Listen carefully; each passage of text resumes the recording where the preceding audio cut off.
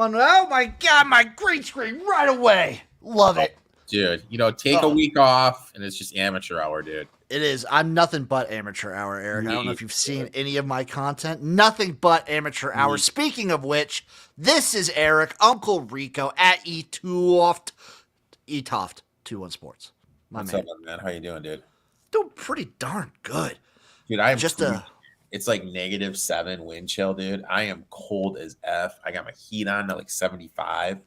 It was a beautiful, it started out shit here today, but it was a beautiful like 28, 30 degrees for a good chunk of the day. I was working outside all day. See, like, my dog's name's Kool-Aid. It's a cold day when I take Kool-Aid to go outside. He just takes a step out and just shakes his head and looks up at me and says, hell no. Nah. He's like, nah. Shout out Voz. I do have W Riz on the waitresses at Applebee's, but let's get into the topics at hand. This is Spring Fever, the Garage's #1 spring football show. So on today's show, we're going to be breaking down a couple XFL rosters because we have to double up because guess what, Eric? This Saturday, XFL is 2 weeks away. I'm ready. You ready? I've been ready for about 2 years now, 2.5 years.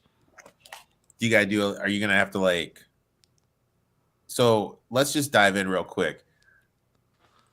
2 weeks from now, what's going to be like your situation? What's going to be your watching experience, your pregame meal, your beer situation during these XFL games? Okay. For nostalgia's sake, I feel like I have to do a seltzer shotgun just to commemorate and respect what 2020 brought us. So I had to go get some Bud Light seltzer to start off. Okay. I'm going to watch the XFL in 2023 the same way I watched it in 2020 on my computer right here, and I'm going to tweet an absolute story. I might live stream it. Really? I might live stream at least the first game and just invite a bunch of people if they can make it.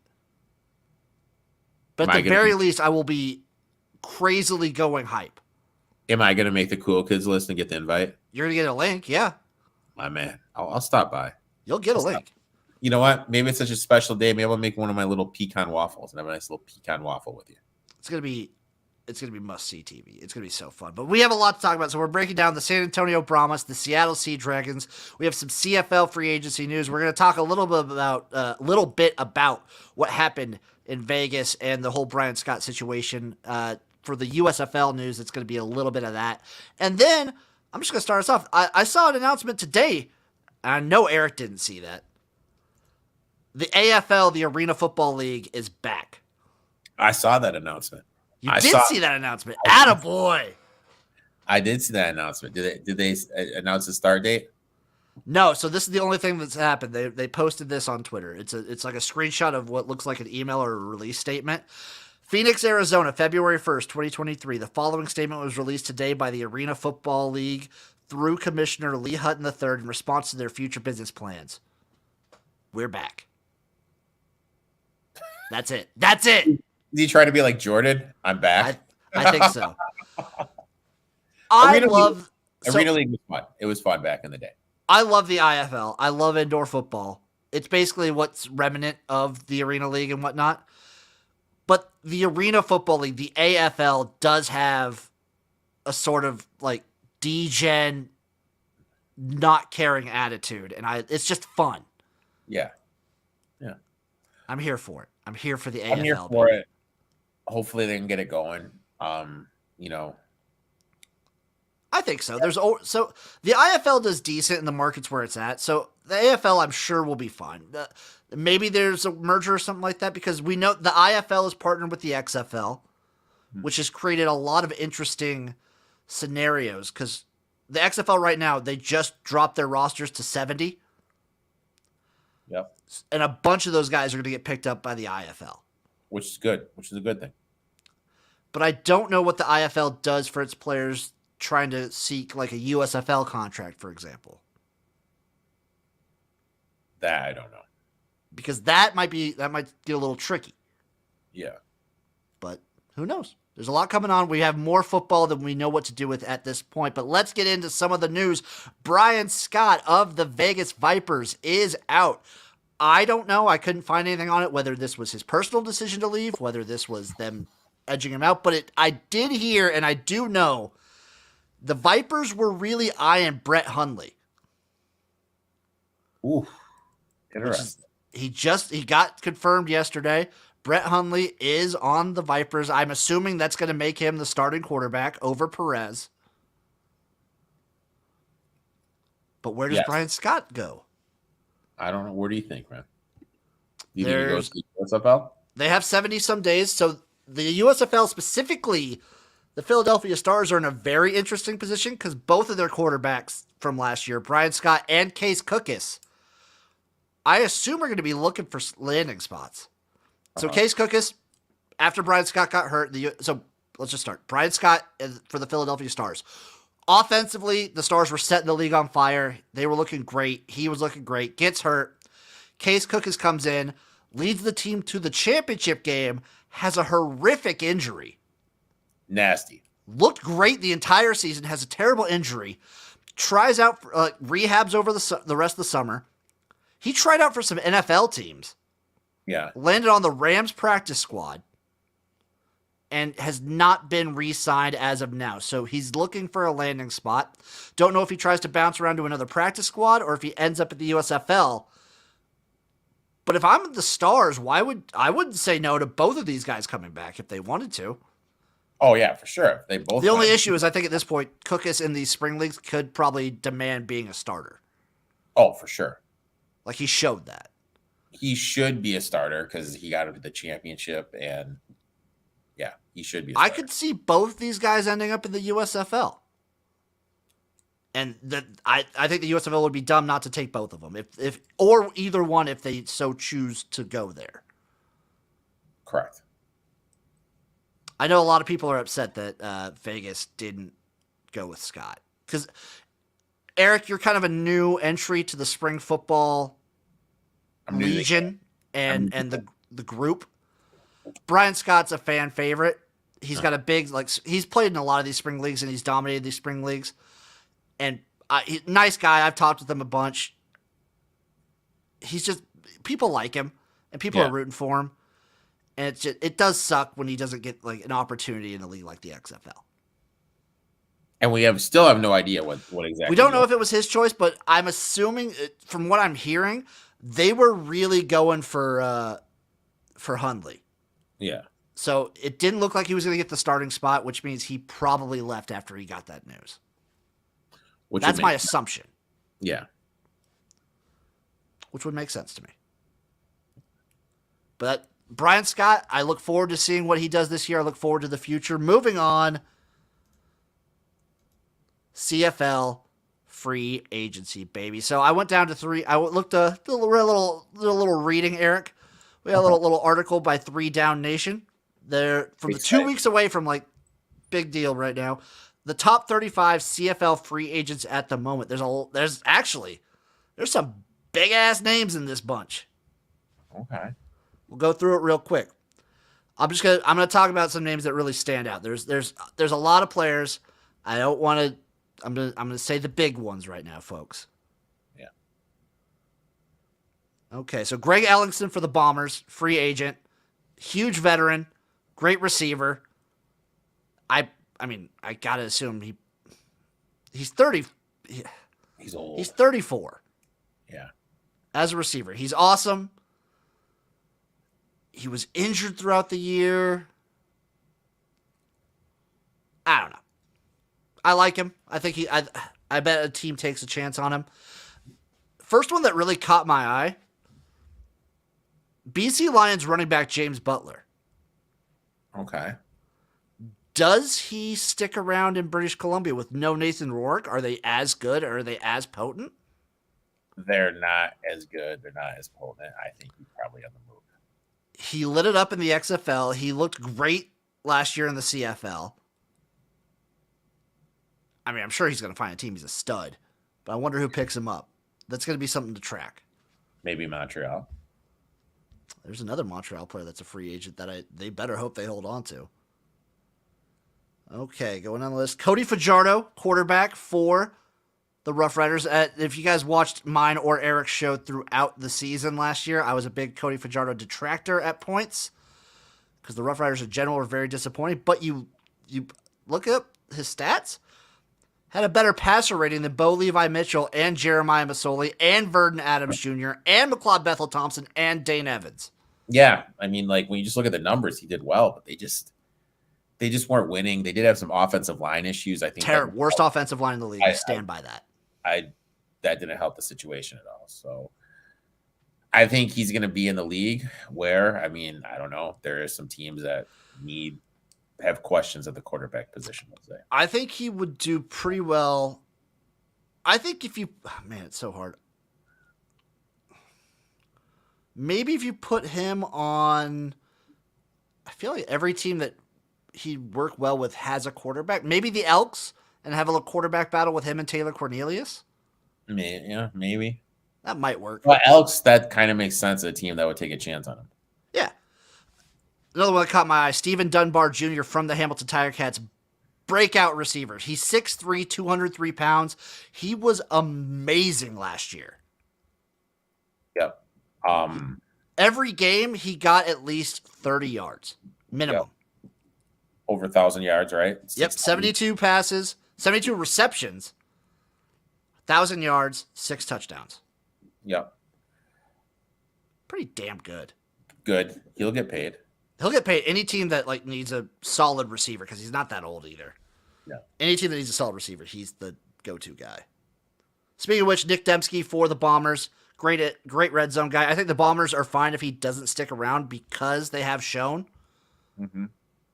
But I think he'll be another like a little bit of an older guy, but I think he'll be versatile. He'll be a great get wherever he goes. McLeod Bethel Thompson, quarterback from the Argonauts. Do they try and get him back, or do they stick with Swag Kelly, or do they go for Fajardo? I think they stick with Swag. Get Swag Kelly a full season under his belt? Yeah, I think they go with Swaggy. I hope they do too. I really hope they do.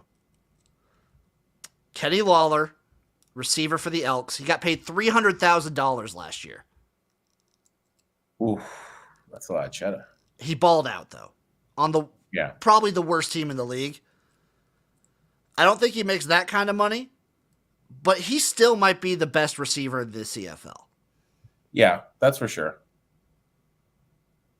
And I think he's going to get paid wherever he goes. Yep. And any team's going to kill to have him. Trevor Harris, quarterback for the Alouettes as well. I think he probably stays there. He's old. He is old, but I don't know. He hasn't played a ton. I think he'll be fine wherever he ends up going. And then for the Alouettes as well, Eugene Lewis, stud receiver. Maybe the best receiver in all of the CFL last year. Yeah, 91, 13 hundo. Great guy. The CFL free agency, it's moving. It's chugging along. We'll keep an eye on it. We'll let people know what's going on. But now it's time for the meat of the show. Let's start with the San Antonio Brahmas, Erik. Head coach, Hines Ward. Offensive coordinator, Jamie Elizondo. I'm terrible with defensive coordinator, Jim Herman. Bam. This team is, love the colors to start off with. Interesting. They got Jawan Pass, the kid from Louisville, took over for Lamar after Lamar moved on. Had a really good first and second year at Louisville. Had injuries. Had flashes. How does he recover from those injuries? Yeah. That's kind of the thing that kind of sticks out with me. You don't think they're going to start Jack Cohn? No, I'm sorry. I don't think they're going to be starting old Jack. I don't think so either. Running backs, they got the kid Patrick who played for the Vipers. That was a huge get. Getting Jacquez Patrick was a huge get. He's definitely going to be the bell cow. He was signed with the Bengals, had a cup of tea in the league. Then they got Barrage, another guy who's played in the league. So they do have experience, depth, and two guys that can definitely, in my opinions, in this league, carry a load. Probably a top 2, top 3 running back room. Yep. I like their running back room. I think they have some good stuff going on. But you look at the wide receiver, and one of the things I really think that gets underrated is these wide receivers' ability to create space. they have tall guys, but I really question like how fast they are. They're going to be able to create space, create separation, or are these just going to be big guys that you have to throw jump balls to? I'm leaning toward the latter. I don't think they really have any guys that can quote unquote create space, create separation when they need to. That's my worry point with them. At the tight end, they got the kid Mac, went to Notre Dame. Goolsby's pretty good too. Goolsby's pretty good. Mac, another practice squad player, never played any snaps, but he's been around a lot of practice squad in the NFL. So he's been around some high level. I also just like there's certain position groups in schools. Notre Dame tight ends and offensive line are something that I usually like to see. Yeah, for sure. For sure. O-line, big boys. Big boys. They got some good size on them hogs. Couple guys that have some promise. They have that older guy, Bonchi. Did I say that right? Like 31 experience. He knows what's up. Yep. They're going to lean on him to kind of be the anchor and show these young guys the way. Offensive line has some potential, but to me, this whole offensive group comes down to what are we going to get from the quarterback position and the wide receiver position. That's it for me. Yeah, offensively, the biggest questions I have are at the quarterback and the receiver positions. I think the running back group is going to be solid. If they're going to be a team that just wants to run the ball, they'll have the ability to do it. This offensive line looks like it's set up to run block fairly consistently. It makes me want to really hammer unders in Brahmas games. That makes sense. Because no matter who they bring out there, if it's Jawan Pass, like you said, we're worried about the nagging injuries. Jack Cohn, I don't know if people have watched Big Ten football or Notre Dame when he was there. You know what you're getting out of Jack Cohn. And that's not much. It's like in college, he was serviceable. Yeah. You need more than that.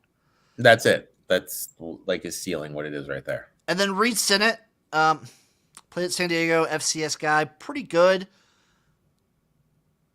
I like it better than Jack Cohn. A lot. But that's not saying much. You know It's what not. I mean? That's not saying much. I think, eye in the sky look, I think the Brahmas are going to be a ground and pound, run the ball team. Yeah, I see which that. can work. It can, for sure. Where has Elizondo been? Head coach at the Elks got fired, so he has spring league experience. I like seeing that. Don't like seeing this, though. So he was the offensive coordinator for the Tampa Bay Vipers in 2020. If anyone remembers me back then, I hated everything that the Vipers were doing early on. Vipers, remember, like, everyone said they were going to walk away with it, and they were just god-awful? They were, I mean, their defense was good. Yeah, but their offense was putrid. Their offense was putrid until they made the switch. It was a Trestman thing. It was, I don't like seeing that. But this guy has plenty of spring league experience. This makes me worry. Yeah, rightfully so. So Brahmas, maybe a fade early team. They might be one of those teams. So like I talked about it in a betting article. These leagues, the turning point is usually always week 5, especially in year 1. Brahmas are probably going to be a team that I fade until week 5 and then kind of check and then out. look to invest in. Yeah. My worry point with them is, let's look at their defense. Defensive line, big, fast. I know people like Beasley, but he's a Michigan State guy.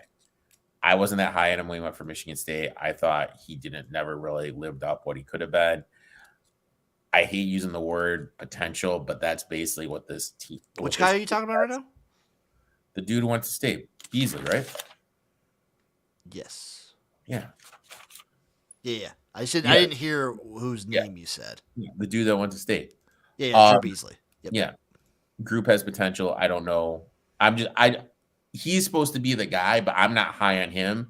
Maybe it's because I'm a Michigan State fan, if that makes sense.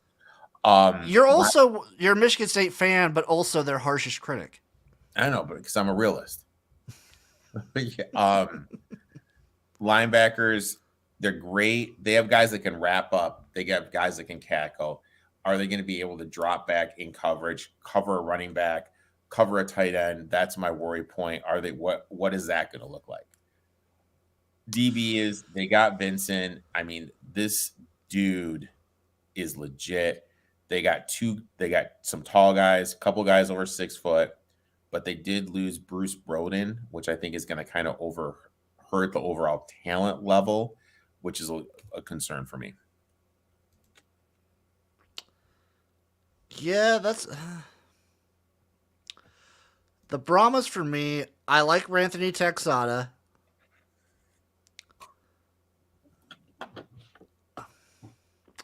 I think, like you said, their linebacker room is great. But can they cover? Can they cover? The D line is going to be the interesting thing for me. Mm-hmm. They're shaping up to be a team in my eyes that likes to run the ball and likes to stop the run. I mean, those are the two things that they're going to want to do. And I think you just kind of nailed it in the head what they are, my friend. I worry about the passing offense and the passing defense. Just a little bit. I do like their DBs. Mm-hmm.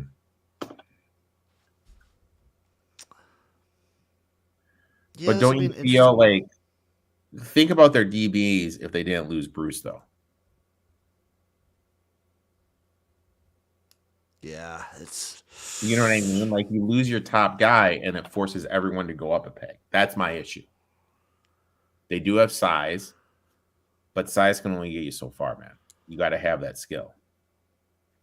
They lost Vincent, too. Yeah. God. This is probably one of the teams I have the worst feel on, as in, like, I don't know. But I'm leaning towards the not confident. Yeah. And now I'm just being tainted because seeing Jamie Elizondo, he had history with the Vipers. I don't like what I'm seeing, Erik. So the future for the Brahmas, they're the third lowest down. They're plus 550. We touching that? No. Because I'm not. Because I'm seeing a team right behind them at plus 600 that we already talked about that I like more. Give it to me, big dog. Houston Roughnecks at 6-1, dude. Love it. I like that one. I like that play. But the team we're talking about next is listed at special teams. Special teams. I don't want to knock these guys. Special teams. Rex Sunahara, John Parker Romo, and Brad Wing, long snapper, kicker, punter, respectively. I think fine. Yeah, I like their punter. I think they have a good punter. Yeah, Brad Wing's a good punter. This is turning out to be a great, boring Big Ten West team that has good run game, good like offensive line, good at stopping the run, and then wants to punt the ball. Basically, Iowa. They're the Iowa of the XFL, which means, hey, they could be decent, but you'll never want to watch them play. I agree with that statement. I also don't think, as bad as the OC can be, there's not a chance he's worse than Brian Ferentz. Not a chance. No, not at all. Not at all. They have two guys in the reserve list, Julian McLeod and Gavin Robertson. I don't believe they'll be affecting things too much. Brahmas. Love the colors. Love the logos. I like Hines Ward as a coach. Do not like Jamie Elizondo. That's my final takeaway. Moving on to the Seattle Sea Dragons. Head coach Jim Haslett. Offensive coordinator June Jones. Defensive coordinator Ron Zook. Interesting team. This team is really interesting. You can make an argument that they have Dianucci, obviously. Ben DiNucci. I love their quarterback room. I love Ben DiNucci, and I saw him play a couple times. I think there's a potential if DiNucci gets hurt. I like Steven Montez too. Yeah. And Jude Jones is going to open it up. I think the bigger issue with them is just kind of when you look at this makeup of this team, you got some guys with some personalities are the coaches going to be able to handle the room? I think it's going to be interesting to see how Haslett deals with it. As you look at it, they have Knox, more of a traditional running back. He averaged 5 yards a carry in college, was on the practice squad of the Cowboys. Then they got TJ Hammonds. I kind of look at TJ Hammonds as what was the guy from the Bears guy that he tore his ACL in war number 29, Tree Cajon? Oh, it's Tariq Cohen, yeah.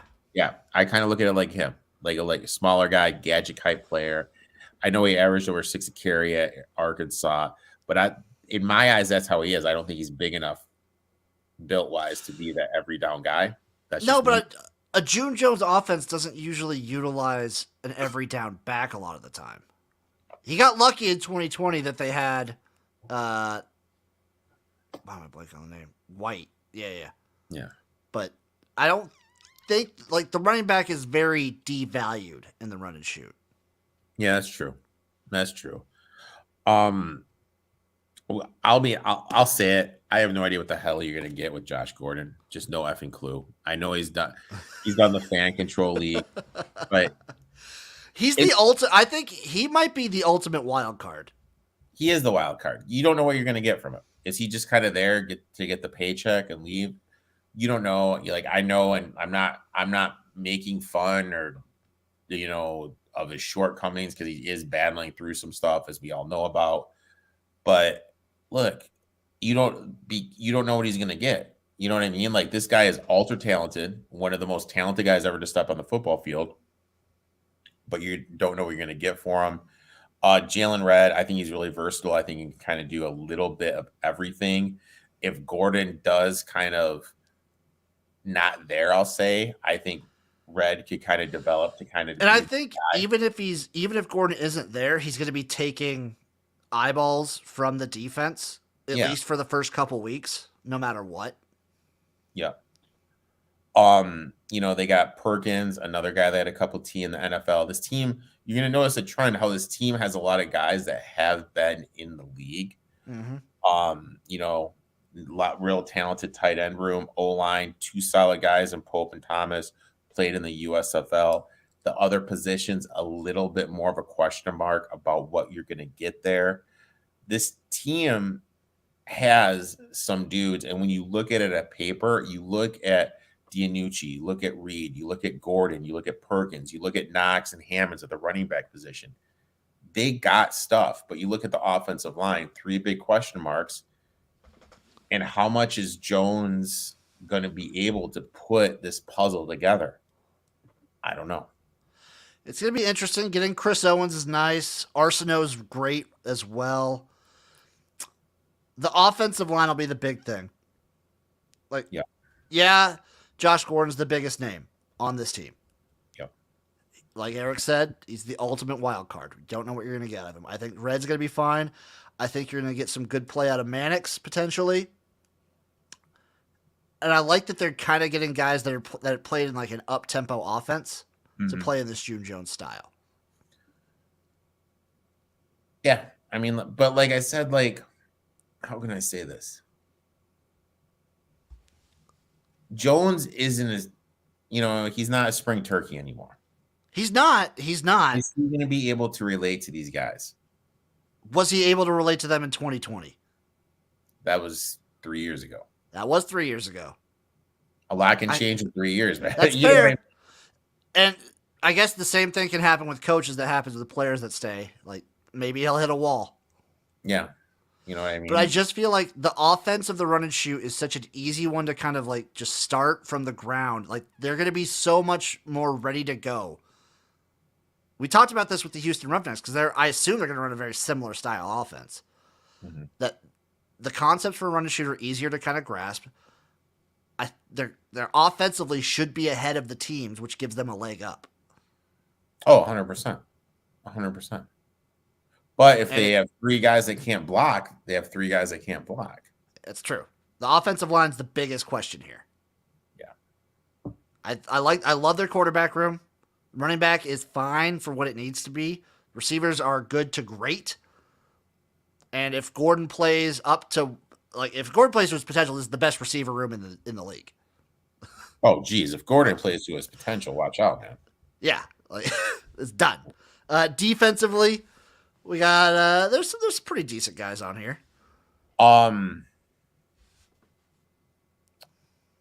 Weaver, man, they lost Curtis Weaver. That does hurt. That hurts. That's pretty big. I think this puts a lot of pressure on Nico Lelos. I think they're going to count on him to be the quote unquote alpha of the defensive line. I wonder why they cut him. Big question mark. I have no idea. No idea. Jackson, very raw, but I think he could develop into something later on this season. Linebacker room, you look at it, they got Smith. Injuries hurt him. He was in with the NFL multiple teams to 2001. Leg injury, looking to get his way back. Same thing with Jordan Evans coming back from an ACL. So, I mean, their linebacker room has experience and has talent, but how are those guys be able to come back from major injuries? Like, what are we going to see from them? Secondary, I mean, for some reason, people compare Chris Jones to Jalen Ramsey. I think that's a little bit of a far-fetched. I saw a lot of Chris Jones at his time in Nebraska, and he's good. He's fine. Yeah. He's fine. That's what I would say. He's not no Jalen Ramsey, though. He's not. I wouldn't even say he's like a Cam Taylor-Britt. Yeah. I think I'm a little worried, I think floor, this is one of the worst secondaries in the league. Ceiling, middle. So if they are able to play a team that is going to go pass heavy and attack it with their defensive line question mark of being able to create pressure, they could be up against it, which will put more pressure on the offense. Jones is running this fast-paced run and shoot, quick 3 and outs. Defense is rolling out there. I don't know. There's a lot of questions with this team. It does make me want to take a look, and I'm just gonna flat out say, people, week 1 I will be betting every under. It's just I'll bet week 1 if I can get first half unders, I will be betting every first half. Every single one. But with the Seattle Sea Dragons, they're a team to look for because I there's always one team doesn't have a really good defense. You get some overs before the midpoint of the season. Mm-hmm. And with as bad as these DBs could potentially be, and as good as this offense could potentially be, you might see a lot of points in some Dragons games. Which is true. Special teams, Thomas Fletcher, Cameron Nizilik, and Brandon Ruiz, long snapper, punter, kicker, respectively. I like Ruiz. I like him. Pretty good kicker. My last note on this is this team could be great or it could be an utter train wreck. Yeah, they're the coin flip team, I think. Yeah. They're a real coin flip team. A lot of question marks. A lot of question marks, but the potential is there. And I said it in 2020. The Dragons were my potential team this year. Last year, they're my potential team this year. I don't like them at the number they're at. They're at 4-1. Yeah. But I think that's a lot. People see these names. People see DiNucci. People see Gordon. And I think people are believing out. You know what I mean? They're betting what they know. Excuse me. Like, if they were the same odds as the Brahmas at 550 or at 6-1, I'd like them a lot more. Yeah. I co-sign on that, Jimbo. I do think at the very worst, they're at least going to be a very fun team to watch. Because if it all does blow up and goes bad, I think Josh Gordon will be must-see TV.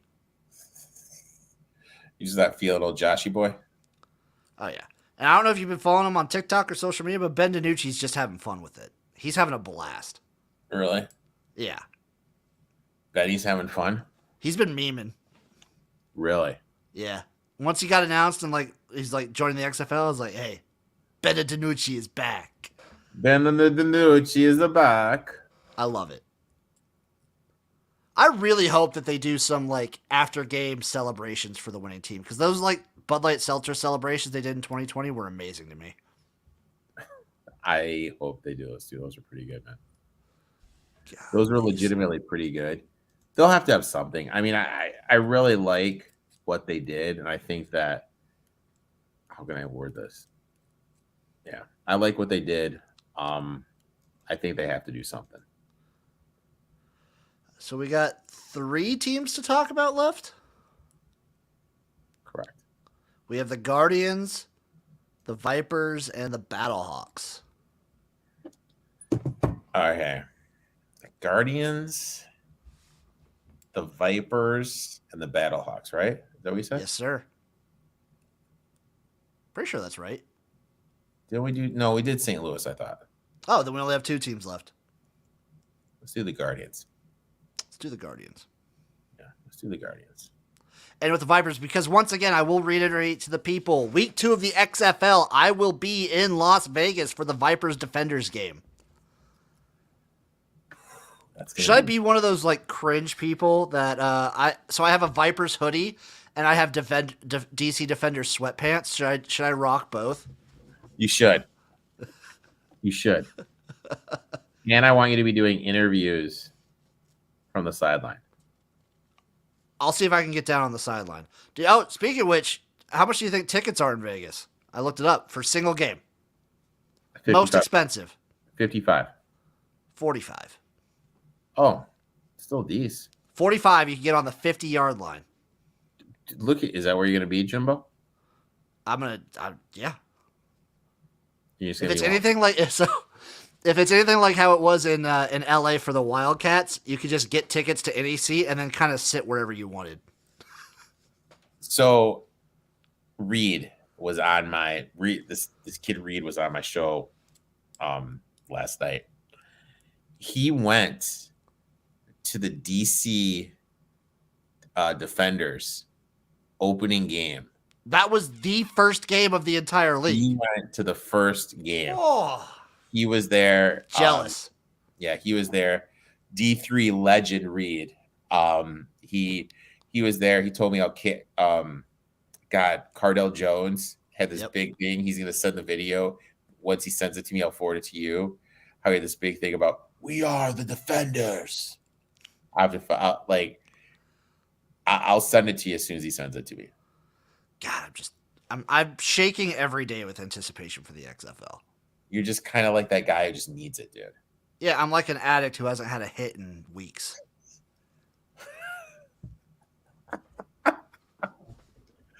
Oh, God, Jim, I love you, buddy. I think that'll do it for the show. Erik, where can the people find you?